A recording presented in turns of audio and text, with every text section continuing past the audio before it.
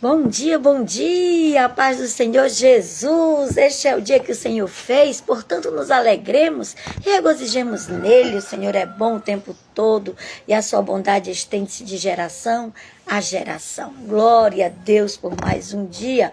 Hoje, dia 9 de julho, nosso devocional tem como título A Motivação Certa. O que tem motivado seu coração?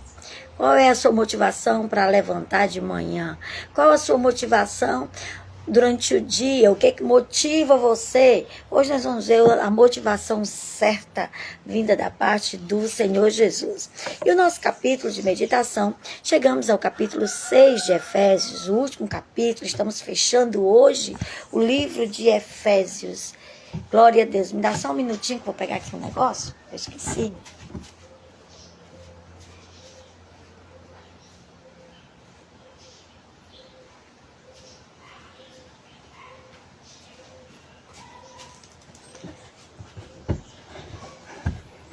O meu resumozinho, do capítulo 6 de Efésios, que eu fiz aqui para a gente não esquecer de nada.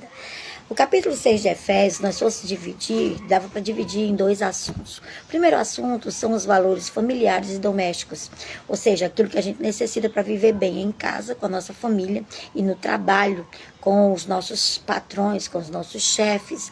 E a segunda parte é a armadura de Deus, ou seja, o que nós necessitamos para viver bem espiritualmente.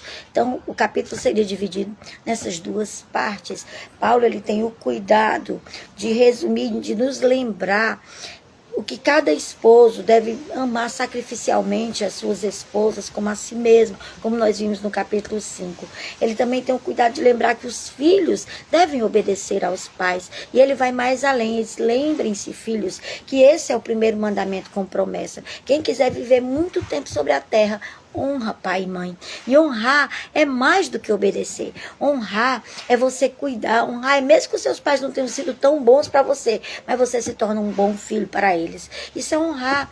E o apóstolo Paulo diz que quem honra pai e mãe vive muito tempo sobre a terra. Então é um mandamento com promessa. Você quer ser próspero, você quer ser bem sucedido na sua vida, honre o seu pai e a sua mãe. Seja uma pessoa que honra aos mais velhos, que honra as outras pessoas. Bom dia, irmã Lília, a paz do Senhor Jesus, glória a Deus. Bom dia, irmã Fátima, a paz do Senhor, glória a Deus, aleluia. Deus abençoe a vida de vocês. Então ele mostra quais os deveres dos pais, quais os deveres da mãe, quais os deveres dos filhos. Aí ele completa falando também dos deveres dos servos e dos senhores. Tanto os patrões têm deveres para com Deus, para com seus empregados, como também os servos têm deveres. Então, se você é servo de Deus e você é um patrão, você tem a obrigação de tratar bem seus empregados, de honrar os seus empregados, de dar a eles o que eles têm direito. De defender os direitos desses empregados. E se você é um empregado, você tem também que obedecer ao seu patrão e honrar o seu patrão e fazer de boa vontade, como se você estivesse fazendo para o Senhor e não para os homens. E Paulo, ele afirma que quando você faz isso, cada um vai receber do Senhor a recompensa. Aí ele diz: de igual modo, senhores, procedei do mesmo modo para com seus empregados, deixando as ameaças, sabendo que o Senhor é tanto deles como seu. O Senhor é seu Senhor e é Senhor dos seus empregados ou do seu patrão. Então, por isso que nós devemos honrar, sabendo que Deus, ele não faz acepção de pessoas. Aí no versículo 9 encerra esse assunto. E Paulo começa o versículo de número 10 dizendo: quanto ao mais. O que significa esse quanto ao mais? Ele está dizendo assim: os assuntos que nós tratamos do capítulo 5, aliás, do capítulo 1 até o capítulo 6, o versículo 9, nós encerramos aqui. Nós passamos agora para outro assunto. Qual é o outro assunto? Ele diz: quanto ao mais, sede fortalecidos no Senhor e na força do seu poder. Paulo agora sai do assunto dos deveres como cristão, daquilo que a gente deve proceder, como a gente deve tratar as pessoas, como deve ser o nosso comportamento. Tudo isso ele ensinou, que nós devíamos ser cheios do Espírito Santo. Tudo isso ele ensinou, do capítulo 1 até o capítulo 6, versículo de número 9. Aí ele diz, quanto ao mais, pronto, encerrou aquele assunto. O assunto agora é esse, que sejam fortalecidos no Senhor e na força do seu poder. Revesti-vos de toda a armadura de Deus, para que vocês possam ficar firmes, e tendo ficado firmes, possam permanecer inabaláveis. Aí Paulo usa o exemplo da armadura. A armadura de Deus é uma metáfora que ele faz, poderosa, uma metáfora poderosa, que ele usa para exemplificar e para ensinar o cristão a como se proteger espiritualmente contra as forças do mal. E ele usa o exemplo de uma armadura romana. Ele usa o exemplo do equipamento que um soldado romano usava como símbolo das virtudes espirituais, para que o cristão entenda que ele precisa vestir todos os dias essa armadura para resistir o mal e permanecer firme na fé. Então, o que é a armadura de Deus? É exatamente isso. É essa proteção que o Senhor nos concede contra as astutas ciladas do diabo e contra as forças celestiais do mal. Aliás, as forças espirituais do mal, que se levantam contra nós todos os dias, todos os momentos. E o diabo não dorme. Assim como Deus não dorme, o diabo também não dorme. Ele todos os dias milita contra a carne. E a carne milita contra o espírito. Então nós temos que estar revestidos de toda a armadura de Deus. Por que nós precisamos dessa armadura? Versículo 12. Porque a nossa luta não é contra a carne nem sangue, e sim contra os principados e potestades, contra os dominadores desse mundo tenebroso, contra as forças espirituais do mal nas regiões celestiais. Então é por isso que nós precisamos da armadura. Diante desse tipo de confronto invisível e espiritual, nós cristãos não podemos depender apenas das nossas forças humanas, nem muito menos do nosso intelecto, das nossas conhecimentos intelectuais que nós tenhamos. Nós precisamos estar equipados com toda a armadura de Deus. Precisamos estar equipados com fé, com verdade, justiça, oração e palavra de Deus. Precisamos estar revestido dessas coisas, porque se nós não estivermos, nós ficamos vulneráveis. Aí o apóstolo Paulo continua e diz, portanto, tomai toda a armadura de Deus, para que possais resistir no dia mau, e depois de teres vencido tudo, permanecer inabaláveis. Irmãos, qual é o dia mau? Qual é o seu dia mau? O nosso dia mau pode ser qualquer hora. Nós não sabemos que hora a gente perde um ente querido. Nós não sabemos que hora vai acontecer um acidente, um assalto, algo ruim com a nossa família. Esse é o nosso dia mau. E se nós não estivermos revestidos de toda a armadura de Deus, nós não vamos resistir no dia mau. Aí ele nos aconselha, revestivos antes que o dia mau chegue. Aí ele coloca aqui 6 pontos dessa armadura de Deus. Seis coisas que formam essa armadura de Deus. É baseada exatamente na armadura do soldado romano. O exército romano, ele se tornou tão conquistador. Roma, ela cresceu tanto no seu império, ela subjugou tantas cidades e tantos países, justamente por causa da fortaleza que era o seu exército. Era um exército quase invencível. E por que o exército romano era assim? Justamente por causa da armadura. Eles se protegiam. Eles usavam cada parte da armadura para proteger a si e ao outro. Quando o apóstolo Paulo nos aconselha a usar a armadura de Deus, é exatamente para isso, para proteger a nós mesmos, proteger os da nossa casa e proteger os nossos irmãos, que é o outro. Então nós, na base do soldado romano, nós devemos trazer para as nossas vidas como exemplo, para que nós possamos usar de forma adequada a armadura de Deus. E os 6 pontos dessa armadura. Qual é o primeiro ponto? É exatamente o cinto da verdade. Ele começa dizendo, estai, pois, firmes, cingindo-vos com a verdade, com o cinturão da verdade. O cinto ou cinturão da armadura romana sustentava todas as outras peças da armadura. Era ele que sustentava a couraça, era ele que sustentava as outras peças no lugar. Então ele dava firmeza, ele dava com aquela pessoa segurança. E a verdade é exatamente isso. A verdade, ela nos sustenta, ela nos firma na vida cristã. E conhecereis a verdade vos libertará. A tua palavra é a verdade. O que é a verdade? A palavra de Deus. Então, se a gente não conhecer a palavra, como é que a gente vai estar cingindo da verdade? Como é que a gente vai ter forças para defender a nossa fé quando alguém nos combater a respeito da nossa fé, como disse Pedro? Precisamos ter esse cinturão da verdade firmado nas nossas vidas. É a primeira peça da armadura.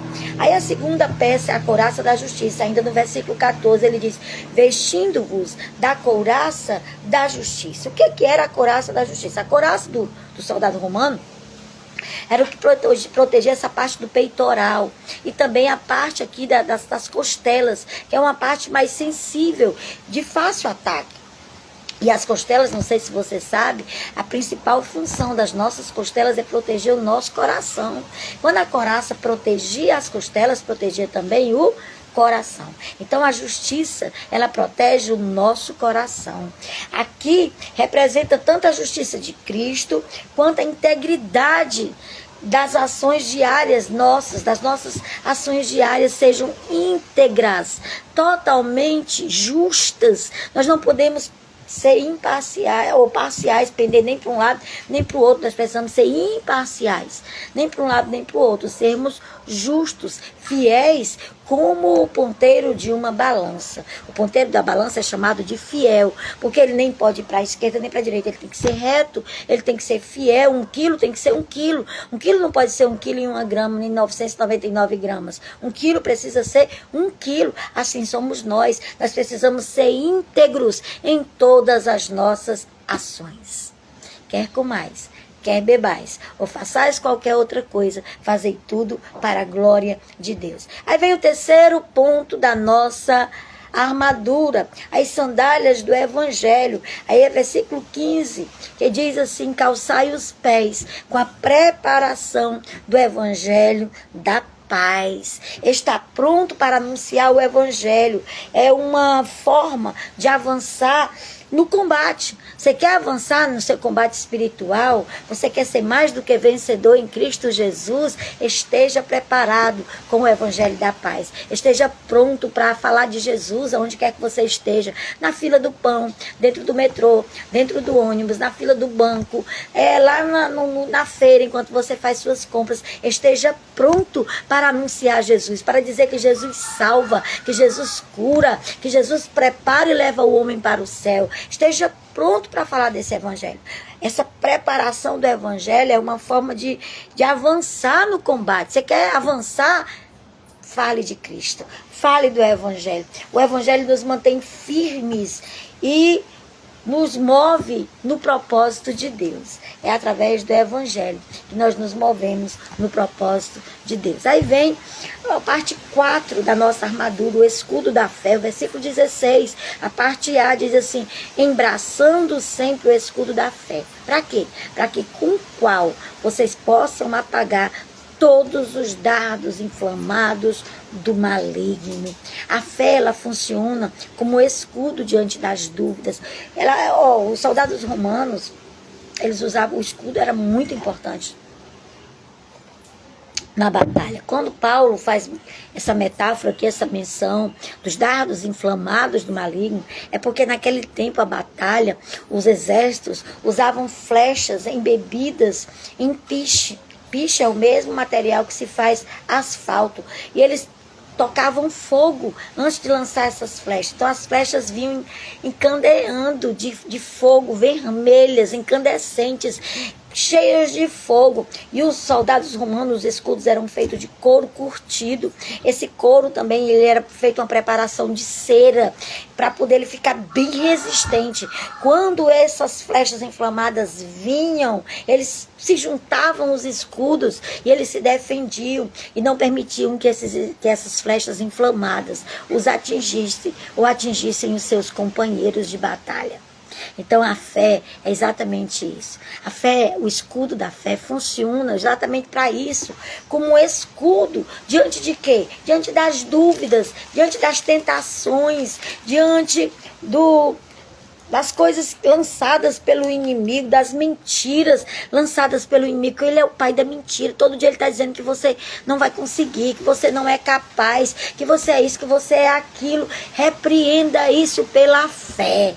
Você tem o escudo da fé para lhe proteger contra as astutas ciladas do maligno e para apagar os dardos inflamados do mesmo. Então apague esses dardos com o escudo da fé.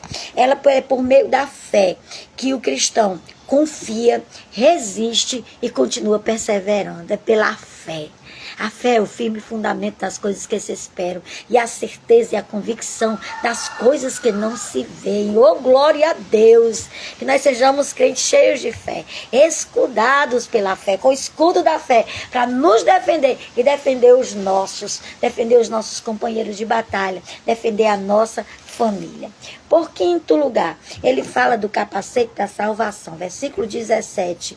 Tomai também o capacete da salvação. E o capacete da salvação serve para quê? Ele serve para proteger a nossa mente, o nosso entendimento. Hoje, nesse tempo que nós estamos vivendo, nós somos bombardeados na mente pelas más notícias, pelas mentiras das redes sociais, pelas mentiras até, irmão, do falso evangelho que tem sido pregado. Nós precisamos do capacete da salvação para guardar a nossa mente, para proteger a nossa mente e guardar o nosso entendimento. Representa esse capacete a certeza da salvação e a proteção contra pensamentos enganosos ou até aqueles pensamentos autossabotadores que muitas vezes nós temos. Sabe aqueles pensamentos? Você não consegue. Não, você pensa que você é quem? Nossa alma tem o poder, através da nossa mente, de nos autossabotar. E quem é que vai nos proteger disso? O capacete da salvação. A convicção que nós somos salvos não por causa de nós, mas porque Cristo garante a nossa salvação. Aleluia! Glória seja dada ao nome do Senhor. E ainda no versículo de número 17, ele fala da espada do Espírito. Ele diz, e a espada do Espírito, que é a palavra de Deus. A palavra de Deus é essa espada. Vamos dizer que isso aqui seja uma espada. Essa espada que corta e defende. Corta as astutas do maligno e defende. Então a espada do Espírito, que é a palavra de Deus. A espada, ela é a única arma ofensiva. Todas as armas, as outras, desde a primeira até a última, né, que é o cinturão, o calçar os pés com a preparação do evangelho, embraçar o escudo da fé, o capacete da salvação, é tudo arma de proteção. É tudo para lhe proteger, para lhe preservar, para lhe deixar protegido do mal. Agora, a espada tanto protege, como ela é ofensiva. Ela defende, ela ataca. Ela não só protege, ela também ataca. Ela é a única arma ofensiva da armadura. A palavra de Deus, ela é viva e eficaz e poderosa contra as mentiras do inimigo. Jesus, ele venceu a tentação com a palavra. Você lembra lá em Mateus 4? Satanás disse, está escrito que tu podia transformar essas pedras em pães. Aí Jesus disse, mas também está escrito que nem só de pão viverá o homem, mas de toda palavra que sai da boca de Deus. Oh, glória a Deus! Que arma poderosa é a espada do Espírito, que é a palavra de Deus. Se encha da palavra, ame a palavra, crie o hábito de ler a palavra todos os dias. Você precisa da palavra. Aí muitos param a armadura exatamente aqui, na palavra de Deus. Mas você sabe qual é o elo que segura toda essa armadura no lugar, que faz com que essa armadura seja funcional? Esse elo é a oração. O elo, a oração é o elo que sustenta toda a armadura no lugar, que faz com que a armadura seja funcional. Então o apóstolo Paulo, logo após descrever toda a armadura de Deus. Ele orienta no versículo 18. Depois ele diz assim, a palavra de Deus, ele não dá um ponto final, ele coloca um ponto e vírgula. Aí ele completa e diz, com toda a oração e súplica, orando em todo o tempo no Espírito, e para isto vigiando com toda perseverança e súplica por você e por todos os santos. A oração é o elo que sustenta a armadura no lugar. A oração fortalece a fé, renova a mente e mantém o cristão em constante vigilância. Um soldado que não fica vigilante, ele é pego de surpresa e ele é vencido na batalha. Para que nós possamos vencer o inimigo, nós precisamos estar vigilantes. Pouco adianta nós estarmos todos equipados com a armadura de Deus, se nós não mantivermos a oração e a vigilância. Então, a oração e a vigilância fazem parte da armadura. É o elo que sustenta a armadura. E como aplicar a armadura de Deus no nosso dia a dia? Como é que a gente faz isso? Depois da gente conhecer toda essa armadura, como é que a gente faz para aplicar ela no nosso dia a dia, para a gente viver consciente? Recentemente nós tivemos o aniversário de 56 anos do ciclo de oração aqui na nossa igreja, na Assembleia de Deus, Templo Central, em Parque Santo Antônio. E nós tivemos 56 anos, aniversário de 56 anos do ciclo de oração, 52 anos do conjunto de mulheres, Cântico de Refúgio. E o tema foi exatamente Efésios 6:10, né? Revestíveis de toda a armadura de Deus, ou sede fortalecidos no Senhor e na força do seu poder. Eram mulheres revestidas de poder. Não, mulheres, esqueci a palavrazinha que ela foi usada. Mas era assim, mulheres revestidas de poder e revestidas na oração. E estudamos exatamente isso. Esse capítulo 6, a partir do versículo 10 de Efésios. Mas nós precisamos aplicar isso na nossa vida. Não adianta a gente só conhecer. Eu considero que a gente só conhece de verdade quando a gente passa a viver. Aí a gente conhece de verdade. Enquanto você fica só na teoria, você ainda não conhece de verdade. Você só ouviu falar. Quando você coloca em prática, aí você conhece de verdade. Então, como aplicar essa armadura de Deus no nosso dia a dia? Então, é da seguinte maneira, é vivendo diariamente de forma intencional e consciente. Eu falo muito sobre isso aqui, sobre intencional, porque Deus, ele vê a intenção do nosso coração. Às vezes nós estamos na igreja, mas não estamos sendo intencionais. Nosso pensamento está vagando na roupa que ficou na máquina, ou na roupa que ficou no varal, ou na conta que tem para pagar, ou no filho que vai chegar e ainda a janta não está pronta. E a gente fica, isso não é ser intencional. A gente precisa colocar intencionalidade e consciência em tudo que a gente vai fazer, inclusive na armadura de Deus. Então, como é que a gente faz isso? Primeiro, meditando na palavra todos os dias. A Bíblia diz que o homem do Salmo 1, ele era bem sucedido, e o segredo dele ser bem sucedido era que ele meditava na palavra de dia e de noite. Não se assentava na roda dos escarnecedores, nem participava de conversas que não edificavam a vida dele. Então, a primeira coisa que você tem que fazer, medite na palavra de Deus. Leia, conheça, medite e aplique. Aplique essa palavra na sua vida. Segunda coisa é exatamente isso, praticando a verdade. Não adianta você falar da verdade se você não pratica. Não adianta você aconselhar os outros, ensinar os outros, se você não vive essa palavra. Então você precisa meditar na palavra e praticar a verdade. Ser exatamente como a Bíblia recomenda que seja. Terceiro, você precisa agir com justiça. Se você não age com justiça, todo o resto se perde. Você só vai ter essa armadura ativa na sua vida. Você só vai usufruir da couraça da justiça se você agir com justiça.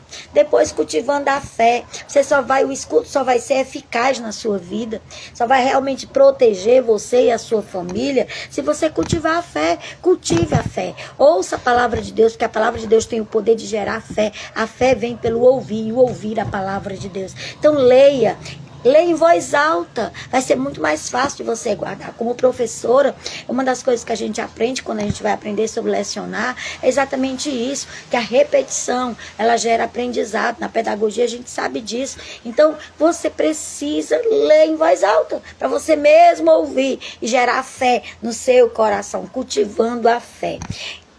Sexto, você precisa anunciar o evangelho. Um cristão não precisa ser um pregador de púlpito, não precisa ser uma pessoa eloquente, mas precisa saber dizer que Jesus salva.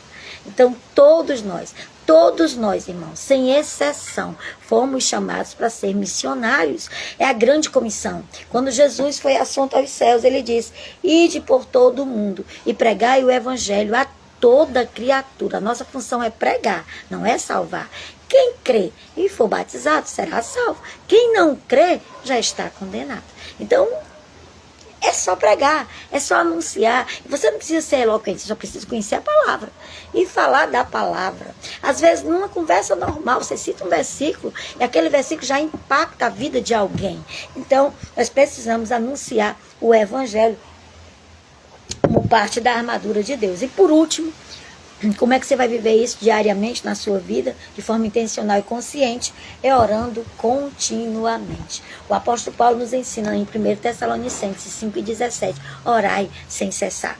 Dificilmente nós, principalmente nesse tempo tão agitado que a gente vive, a gente vai conseguir passar o dia de joelho. Ninguém consegue, irmãos. Ninguém consegue. Então, quando ele diz orar sem cessar, não é você passar o dia todinho de joelho. É você estar com a sua mente todo o tempo ligada com o Senhor. Quando nós estamos ligados com Deus, nós não vamos ter brecha para falar palavrão. Nós não vamos ter brecha para brigar dentro de casa. Nós não vamos ter brecha para discutir na rua. Nós não vamos ter brecha para fazer nada de errado. Porque nós vamos estar ligados com o Senhor, revestidos com a armadura, colocando em prática tudo que nós temos aprendido. Que bênção, que maravilha. Aí Paulo termina a carta aos Efésios dizendo: paz seja com os irmãos e amor com fé da parte de Deus Pai e do Senhor Jesus Cristo. A graça seja com todos os que amam sinceramente a nosso Senhor Jesus Cristo. E assim termina o livro de Efésios. Concluímos mais um livro para a glória de Deus. Que maravilha, irmãos. Nós estamos lendo a palavra, aprendendo da palavra, estudando a palavra. Nós não estamos apenas só fazendo por de qualquer jeito. Nós estamos estudando a palavra. Isso é maravilhoso. Você está tendo a oportunidade de aprender e de praticar o bem, de praticar a palavra de Deus na sua vida. Então não esqueça isso.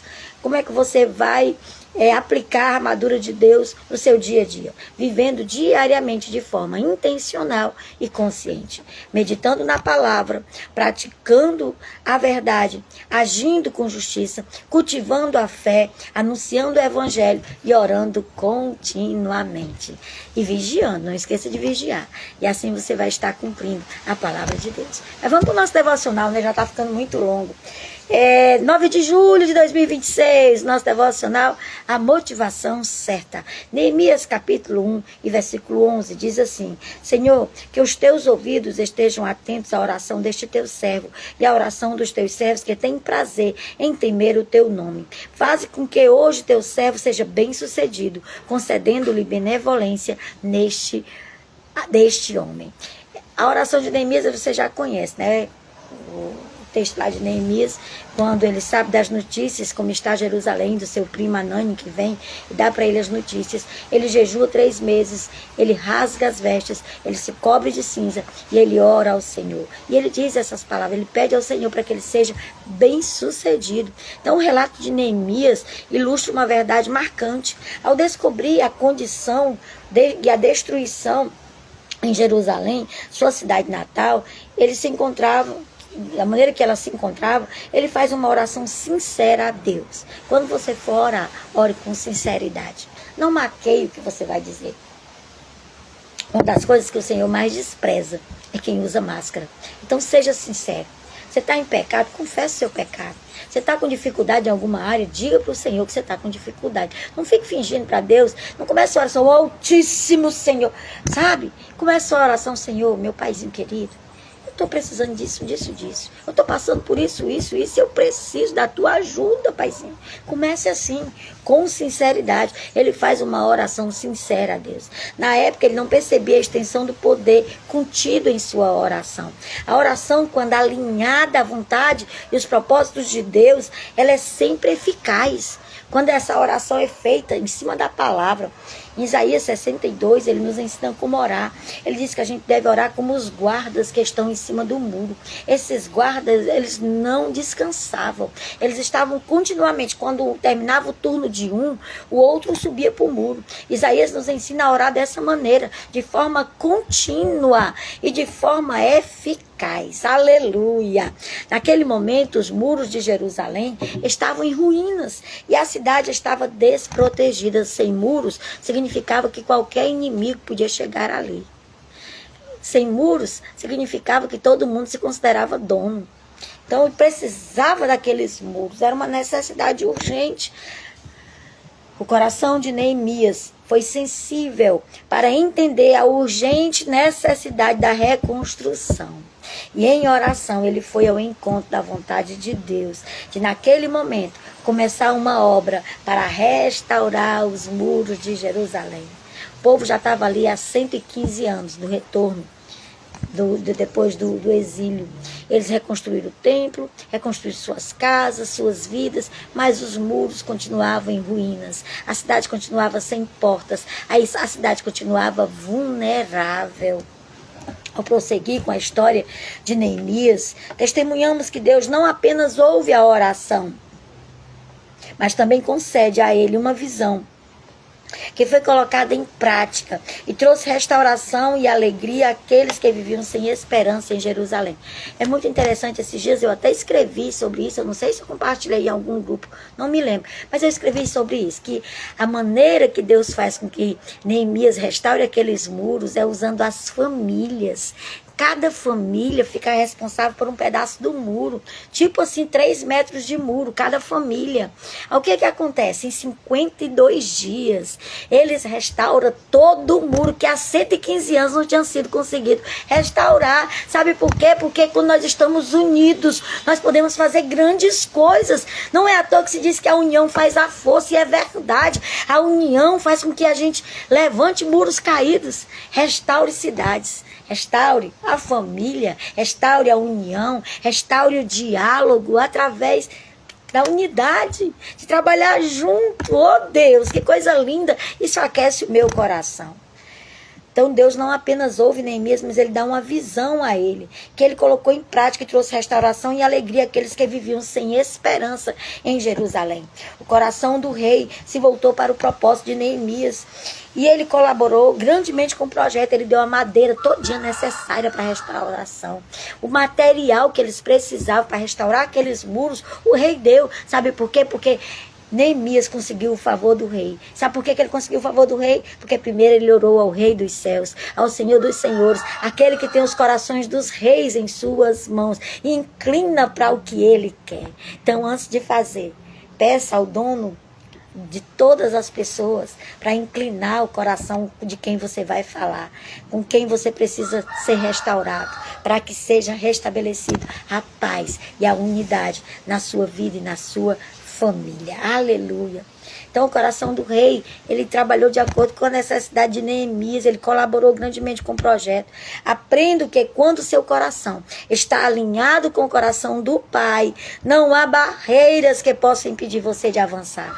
Como diz uma canção antiga do Álvaro Tito, pois não há barreiras para aquele revestido de poder que vem de Deus, destruindo todo mal e dor.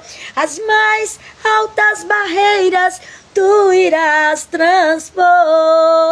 Com o Senhor a gente transpõe as mais altas barreiras. Não há barreiras para aquele revestido do poder de Deus. Aleluia. Deus conhece o nosso coração intimamente e Ele deseja realizar grandes coisas por nosso meio, por meio da nossa vida. Mas sem a oração, nós não teremos acesso às promessas. Sem a oração, nós não acessaremos as promessas. Precisamos orar em todo o tempo, precisamos orar constantemente, como nós aprendemos na armadura de Deus. Talvez a correria do dia a dia tem afastado você de um relacionamento íntimo e sincero com Deus.